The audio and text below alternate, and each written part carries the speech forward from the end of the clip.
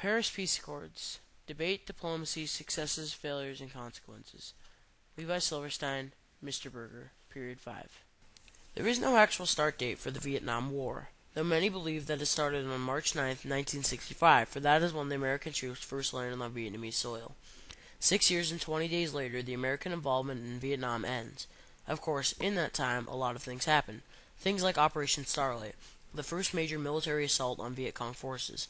Also things like the Ia Dran campaign, the Rolling Thunder bombing campaign, and the Tet Offensive. Don't get me wrong, there were a lot of atrocities and murders that were committed by both sides of the war. The American involvement in the war basically started on August 2nd and 4th, 1964, with the Tonkin Gulf incident. The incidents where the American destroyer USS Maddox was attacked twice by North Vietnamese torpedo boats. After that, President Lyndon B. Johnson ordered the retaliatory assault on the harbor where the boats were deployed from. A few days later, the President appealed to Congress to give him powers to increase military aid in South Vietnam. The North Vietnamese have constantly sought to take over South Vietnam. It has systematically conducted a campaign of subversion in South Vietnamese territory. Johnson said that in his appeal to Congress. But Johnson was smart. He realized that if he declared war on North Vietnam, its allies, the Soviet Union and China, would take up the call to arms and thus spark World War III. But now let's move on to the topic of this video. The Paris peace talks began in 1968. The first attempt at the peace talks was initiated by the United States right after the Tet Offensive. The North agreed and met in Paris with the U.S. diplomats to discuss peace. Thus began long, arduous, and often futile talks until 1973.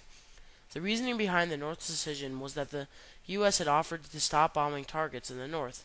The two most significant points of contention were that the North Vietnamese refused to recognize South Vietnam as a government. The second point of contention was that the South Vietnamese refused to recognize the Viet Cong as a significant voice in the negotiations.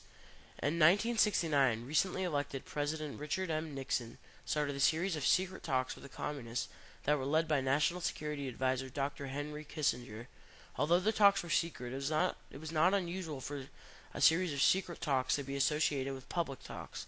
The reasoning behind the secret nature of these peace talks was that some of the subject matter was so sensitive that it was to be revealed to the public that all of the negotiations would be ruined. The war had many complex and volatile issues that were the subject of both the secret and public Paris peace talks. The most important issue was that South Vietnam was given sovereignty, and with the withdrawal of North Vietnam and Viet Cong troops from South Vietnamese territory. Another large issue for the United States was the repatriation of POWs, prisoners of war. These discussions, along with the failure of the Easter Offensive, a massive multi-pronged military operation undertaken by North Vietnam, and the Linebacker 1 and 2 operations, large bombing runs undertaken by the U.S., helped break the deadlock between the different nations in negotiations. Unfortunately, though, both the Vietnamese and the South Vietnamese were breaking the treaty before the ink was dry. Now there were some successes that occurred because of the Paris peace talks. North Vietnam, South Vietnam, and the United States all got their captured troops back. Unfortunately, though, that was the only significant success for America. Really, in this one war, we did not gain anything. So it turns out that the hippies were right. The war was futile. The North Vietnamese broke the treaty less than 2 years later by invading South Vietnam and taking all of their land. Some failures that occurred as a result of this treaty were that the American citizens lost their faith in their country's ability to win war. Another U.S. failure was that we lost our first and only war ever. And the third and final U.S. failure was that there was an inability to keep communism from spreading into the Indochina area. The only South Vietnamese failure was losing their entire country. There were only a few major consequences that occurred as a result of the Paris Peace Accords. A South Vietnamese consequence was that they lost their entire country by 1975.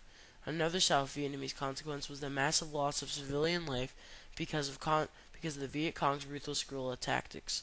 The only North Vietnamese consequence of the war was the massive amount of civilian loss due to bombings such as the Christmas bombing of 1972. There was great significance in this event. The U.S. finally learned its limits due to the great losses we had in this war, and due to the fact that we learned that we couldn't always win everything we charged into. An additional significant part was a still ringing victory for communism against democracy. The Paris Peace Accords and the Vietnam War were some of the most significant events to have taken place in world history.